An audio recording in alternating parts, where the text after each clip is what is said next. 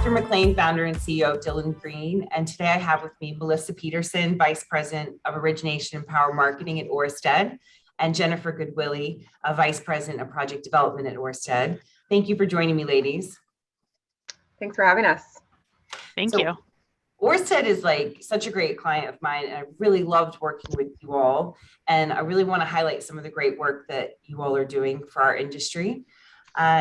So there's been a couple of awards that you all have recently been announced for. So Jen, I know you were featured in A Word About Wind's 2021 Women's Power List as one of the top 100 women working in wind. And Melissa, you were featured in Kayo's top 21 women in power list. So congratulations on those accolades. So tell me a little bit about your roles at Orsted. Melissa, do you want to start? Sure. Yeah. Thanks, Catherine. So as Catherine mentioned, I'm the Vice President of Power Marketing and Origination. So really what that means is I'm kind of the sales arm. And so the role that I have is my team is sort of tasked with going out and securing long-term revenue contracts, typically in the form of power purchase agreements for our portfolio. And so we work with a whole variety of clients, anything from your standard utility, like the Dominion Energies of the world or the XLs, all the way to corporate customers who are trying to decarbonize and achieve sustainability goals, folks like Microsoft, Pepsi, Amazon, et cetera. And so, yeah, we're really kind of a forward-looking face in the market and really engaging with a lot of people that are interested in how they can get involved in the renewable space themselves. Jen? Yeah, I'm the VP of Project Development, and my team is tasked with, looking and identifying new sites and then maturing those, de-risking the areas so that eventually, ideally, they can get built. It's a very collaborative role. We work with teams early on to identify where opportunities are available and what will be attractive to our onshore business model. And then in maturing those, also just very iterative process. So we work collaboratively across the organization and externally with a lot of stakeholders as well to, see the project succeed. Yeah, that's great. And so tell me about some of these projects that you all have worked on recently. I know that you completed an enormous project, 367 megawatt project in Texas, which I believe is the largest onshore wind project to date. Can you tell us a little bit about it? Sure. So that is Western Trail, and that is a greenfield development project that was, started a few years ago. It's also a good example of like how, Melissa and I's teams work together. We, developed the project and, decided to move it forward, de-risked it, doing environmental studies, securing the real estate, interconnection position, et cetera. Once we are, determined that it's something we're going to move forward with, that it's a project that Orsted wants to build, it can get actively marketed to customers. And so, secured a number of PPAs that I will let Melissa speak to, but all of that kind of plays into the project's ultimate commercial success. So it was our biggest project, a huge accomplishment, and a lot of work by our EPC team as well, just getting that, installed in short order. Great. Do you want to highlight anything, Melissa? Sure. I mean, Western Trail is a really good project. As Jen mentioned, it's one of the largest that we have in our portfolio. It was really an interesting one from a contracting side because we actually sort of what we call self-aggregated. So we have actually 3 distinct different PPAs on the project with 3 different customers, but we brought all 3 of them together. And what's really exciting about it is that, some of those counterparties had existing relationships with one another, various retail providers, and things like that. And so there was a lot of synergies with the entire package once we brought it all together. But yeah, 3 very large corporate customers, and just a little color on that for your listeners. A lot of these corporates are being driven by sustainability goals, so it's really an exciting time in the industry because, historically, a lot of the people buying renewable energy was utilities, but we've really seen a shift in the dynamics as more corporates have come in, and so now, they're looking to buy those renewables so that when you go out to the store to buy your Pepsi product or your Hormel bologna or whatever, that, some of their energy that they're using to create those products is being made from renewables, which is exciting. Yeah, that's really, really great. And I would assume that some of these companies are trying to put that on their website and kind of use it as some of their PR to let their customers know that they're taking this stuff seriously. Yeah, I'm 100%. I mean, definitely a marketing part of it. A lot of it's also driven by shareholders. You know, the vast majority of these companies are publicly traded, and the shareholders are listening to the consumers and the consumers' voices. And the consumers are really the ones who are asking to say, you know, I want my products to have a variety of sustainability initiatives, anything from better packaging, but even do how you create your products, and are you creating that product using energy that's brown power from the grid, or are you doing it in a cleaner, more renewable way? And so kind of all those factors is really exciting because it's encouraging boards and shareholders and owners of these really large publicly traded companies to take a look at their sustainability practices and realize that, you know, if everybody does their small piece, we can actually make a pretty big difference. Yeah, no, that's really great. I want to talk about some of the challenges and trends that you all are seeing. So you've both been in the industry for the majority of your career. What are some of the more recent challenges and trends you've been encountering? Do you want to go first, Jen, or should I? Sure. So I think that we're past the point now where a lot of the more like the low-hanging fruit has been developed. And as we reach higher levels of penetration, that also means that there will be like some unique challenges to overcome on the grid. And so I think we're at a really crucial point where, you know, we're going to need to see some changes in like, you know, market transmission design. I think customer landscape is evolving quite a bit. And again, like Melissa's expert there with projects, I think because that low hanging fruit has been taken, the areas that we're developing are sometimes more populated or in areas that were resistant to development at first. And so perhaps we're skipped over, or areas that just don't have as much infrastructure, period. And so don't have as much exposure to renewables. And from that standpoint, I think getting the public acceptance is a lot more difficult. So variety of challenges. I think when I think about risks right now, the two biggest ones are transmission capacity and, you know, being able to get through the pretty difficult queue process throughout the ISOs, and, you know, a lot of congestion on the grid. And then the second biggest risk is just, you know, getting through local permitting and getting that social license to operate, which I think is hard because there aren't any right answers. And so navigating it is pretty complex. Mm-hmm. Do you want to add anything to that, Melissa? Sure. Yeah, I mean, I would definitely agree with what Jen says, and kind of dovetailing off of that a little bit. You know, one of the challenges that I think the industry has continually faced as a whole is that everything is done still on a very regional level. We don't have a national energy policy to support this. Many of our counterparty sort of countries, I would say, that are kind of in the same boat as the United States have taken those steps forward and made more of national energy policies, but we still have a very piecemeal style energy policy. And I'm not talking just about tax credits. That's another discussion. And frankly, you know, renewables have shown over the last 10, 15 years, and as costs have dropped, that, you know, they can stand on their own two legs in a lot of ways. It's really more of a broader discussion and strategic discussion on how are we going to, as a country, work together to identify those areas that are best suited for renewable development, and then create that infrastructure, transmission, et cetera, to get those to the areas of load. Because where we have load in the ends of the countries, on the edges there, we don't have access to the renewables. And so it's this constant challenge. And without having a national energy policy that can sort of put all the pieces together, we end up with state and regional policies that, you know, more often than not don't communicate with their neighboring states and regional policies. And so you kind of get a piecemeal approach, which ultimately doesn't deliver, you know, the most cost effective, the best use projects and products all of the time for the whole country. I want to talk a little bit about, you know, how you all got into this industry, because I know you both had sort of different roads, if you like, and I think it would be interesting for our audience, women especially, maybe who are thinking about transitioning into the clean energy industry, maybe from a STEM background, maybe not from a STEM background. Jen, can you start with, you know, how you got into this space?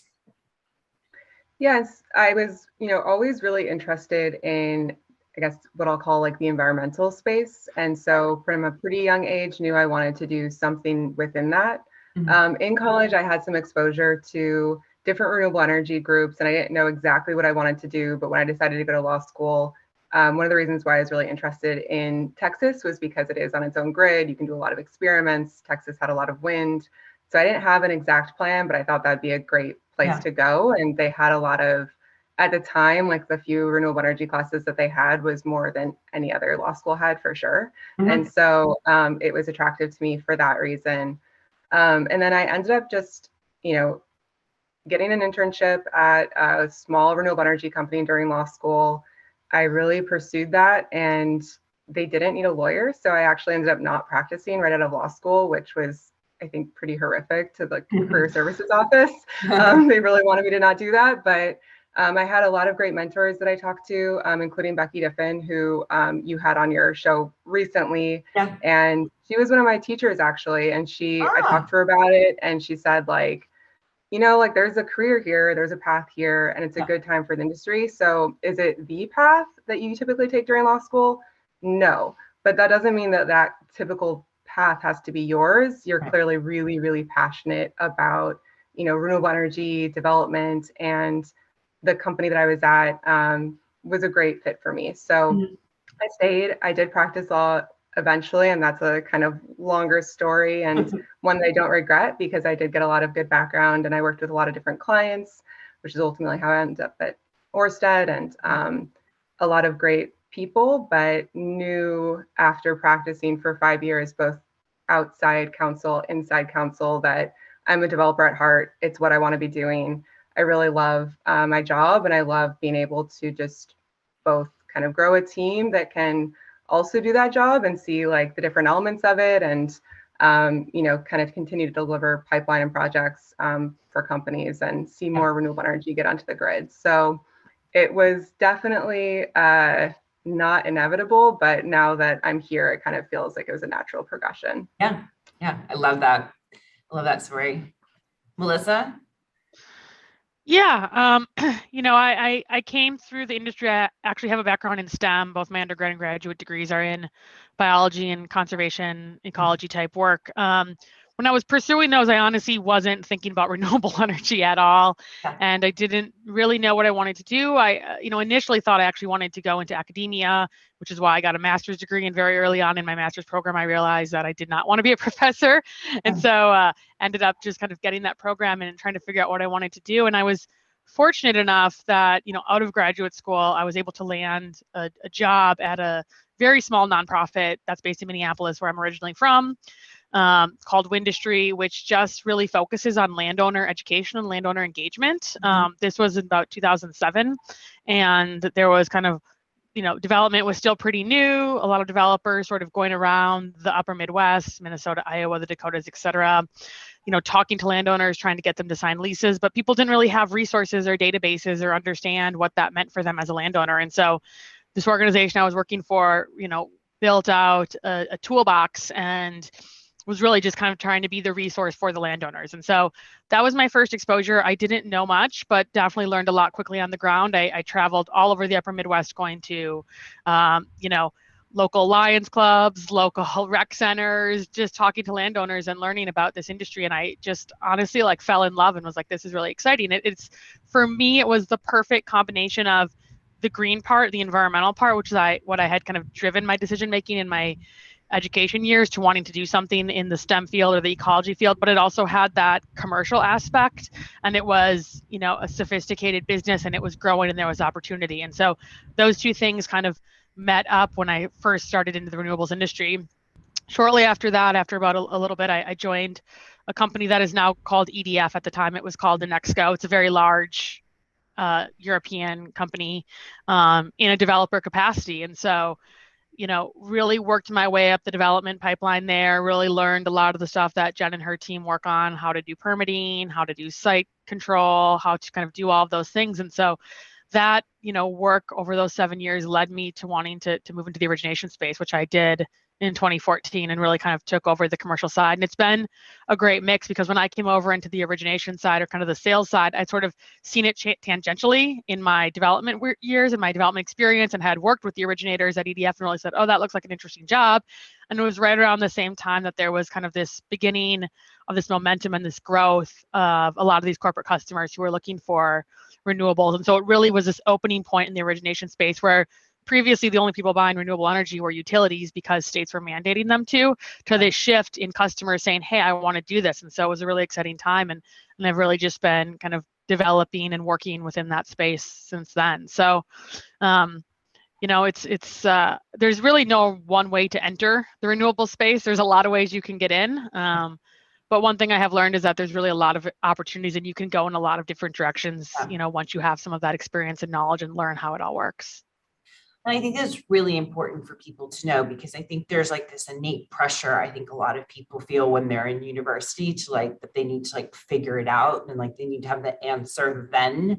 And everybody's journey is different. I think sometimes you need to like not necessarily have such a tight plan and just kind of like let things happen a little and kind of like feel your way, kind of like I think all three of us have done with our career, and like be open to opportunities and things that can happen along the way.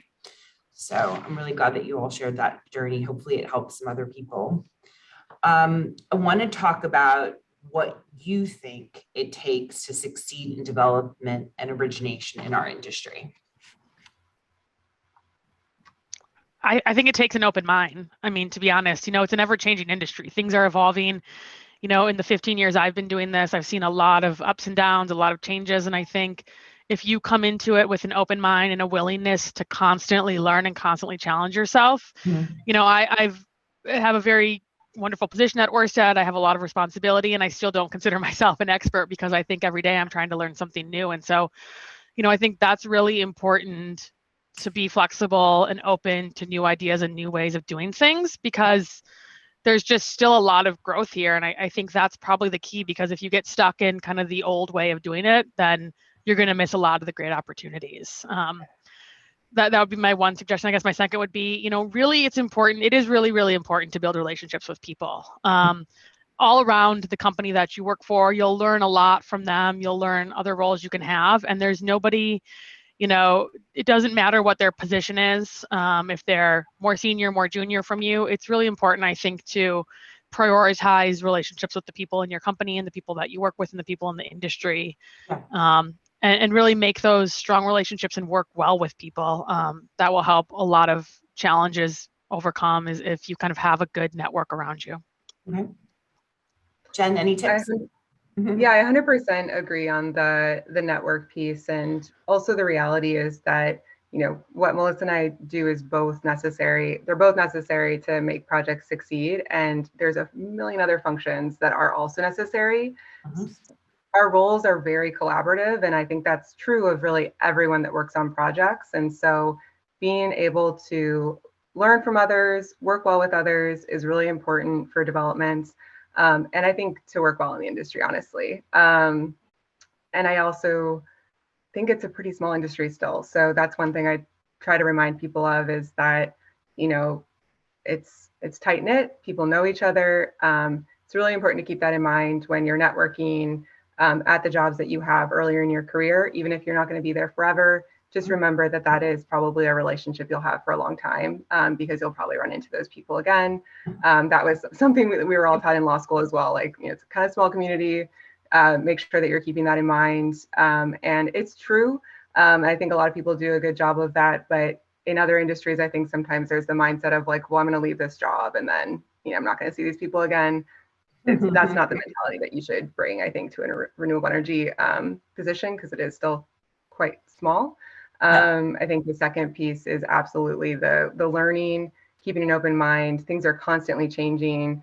And if you think you know everything, you're probably missing quite a bit. And so the people that I'm most inspired by and most, kind of trying to model and in my career have always been those that have really senior positions, but are still asking questions all the time, very curious, and wanting to learn from others. So as much as I think we can model that, I definitely try to, but also, for people younger, just getting started, just not being afraid to ask those questions is extremely important.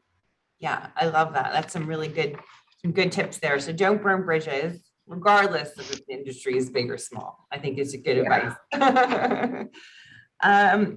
Want to talk about some networking that's worked well for you all. I know, Jen, that you're really involved in RISE and very respected with them. Can you tell us a little bit about what you do with RISE, and if you're involved with anything else that might be good for women to be aware of in our industry? Yeah, I've been involved with RISE since I was just out of school, and I, started leading the Austin chapter. Still am, but we're not very active right now, and I am looking for people to help grow that. So, Okay. side note, and if anyone lives in Austin and is interested, please reach out. Little plug there. But I think that has been just absolutely critical to the network that I've formed. I've really enjoyed that. I think the second piece that I'd say is there's a lot of really wonderful industry conferences. People are very open to having meetings. And so I've reached out to people before that I don't personally know, but that I've kind of seen them talk before. I just know of them and asked for one-on-one meetings at conferences that I suspect they'll be at. Because again, it is a fairly small industry. Before we kind of stopped going to conferences, you kind of knew who was going to be at conferences. And I think one-on-ones are a really great way. There's no pressure to it, no transaction. You're not asking for a job, just trying to get to know people. And I've always learned a lot from those. So that's the other tip I have for people to broaden their network is just reach out and see if someone's willing to meet with you. Great. Melissa?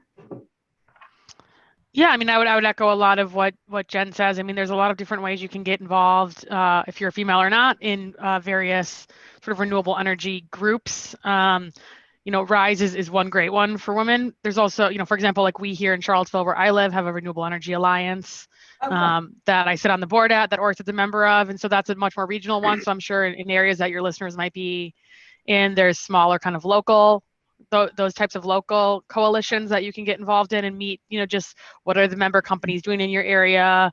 What type of roles do people have? Just kind of, put yourself out there. And like Jen said, the vast majority of people are very, very nice and very, very willing to engage and very willing to meet with you and talk with you. We all start from somewhere and we all have somewhere to go. And so we all want to learn from one another. And so, what I found is even if, that one person maybe can't help you or meet with you, they're often willing to suggest somebody else that might help, and then somebody else, and then eventually you can kind of really build out your network. So would really encourage people to do that. And then one thing I would encourage women to do is really make sure when you're selling yourself, you really are selling yourself. We're always, I think it's common for us to sometimes underestimate our skills. I know I do it, and I try to play down things that I've done myself. Yeah. And it's important to not overextend and talk about things you don't know, but you've worked hard and people have done good work, and be sure to highlight that stuff because you're your number one champion, and it's important for you to go out and champion yourself. And so don't feel embarrassed or ashamed or gloating or anything like that. Or definitely not something that I've struggled with in my career is how to kind of show my channel or my experience without feeling like I'm being too in people's face. Yeah, I think that's definitely a challenge I have every day. This imposter syndrome, like continuing to put yourself down in your and sort of self-doubt. And I think for some bizarre reason, I think it gets almost worse in a way as you get older. Like you almost have more to be proud of, and it's like weird. It kind of like you regress in a weird way. But good advice for anyone. So the last thing I want to talk about today is mentorship, and just how mentorship has been instrumental in your career. And this could be men that have been mentors in your life or women, but I'm curious who they are and, how they became your mentors, and advice that you have for other people who are looking to maybe mentor someone else or be a mentee.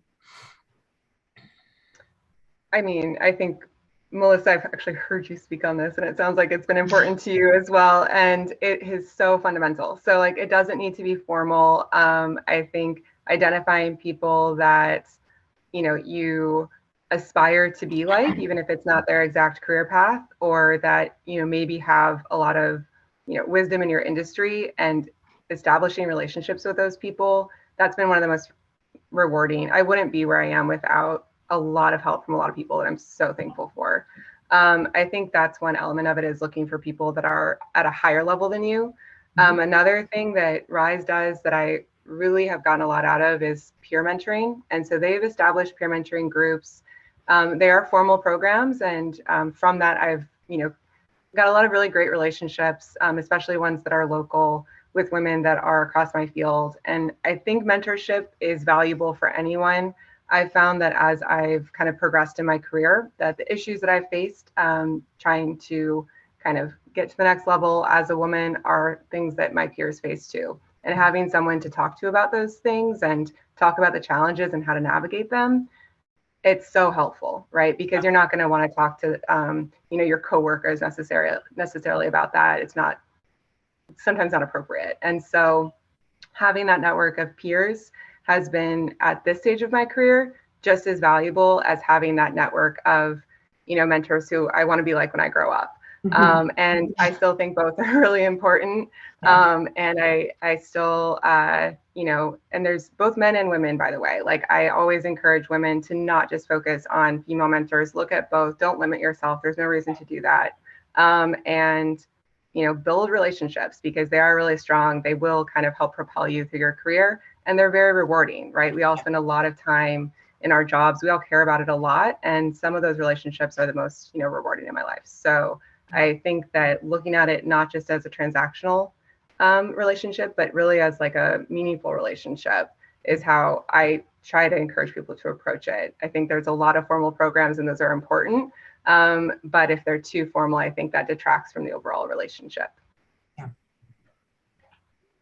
Okay, yeah, Melissa. I think Jen said it great. And honestly, I would consider Jen one of my sort of peer mentors. There's a lot of things I talk to her about, and so it's definitely an important point to note. It's not just people who are more senior than you, especially not even in your necessarily the same role. I would highly encourage, look at people who, if they're more senior than you, just that you want to behave like. They don't have to have the same job as you or the same function as you, just in a more senior position, just who kind of conduct business in a way that you think is admirable, behave in a way that you aspire to be like, and try to reach out to those people. It's been really fun in the industry. I've said this before in other kind of conversations I've had with people, but I've definitely seen a group of women that sort of have grown up in the industry alongside myself, and some men too, but now we're all starting to kind of land at various companies and have more senior positions. And it's really exciting to watch those people that you started off very junior, and nobody knew what was going on, and you've sort of encouraged each other and grown with each other to now see them at different places and following their paths. And so just having that strong network of people that you can go to with different questions. It doesn't have to just be one person that's formal. You might go to one person for one type of question and one person for a different type of advice, because different people have different skill sets that are strongest. And so definitely important to kind of think outside the box when you're thinking about mentorship and what you're trying to really get out of it. I think that's the most important thing. Like, what am I trying to gain out of this? Do I just want advice on my next career move, or do I want long-term advice and how to balance, my family with my career, right? Those are kind of two different things, and two different people may have, helpful advice on how to manage those things. I think it's also important to remember what you can give as well, because I think 100%. there's a lot of times where people get in touch with me and they're like, I want you to be my mentor. And I was like, I don't know what value can I add to your life?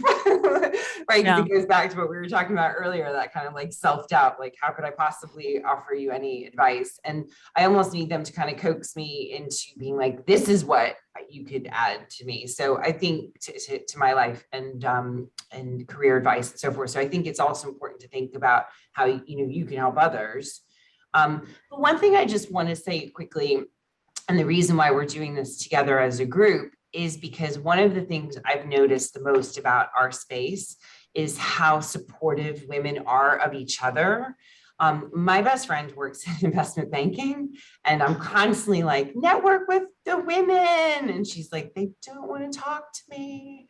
And so I think we're in just like a really lovely place where we have so many women in the industry who are so supportive of each other. Like, when I invited Jen to the podcast, she's like, Melissa should do it too. She's awesome. Like, let's make sure she's included, And I just think it's just so indicative. I'm getting goosebumps. It's so indicative of how I really feel this space is and I think it is kind of unique, actually.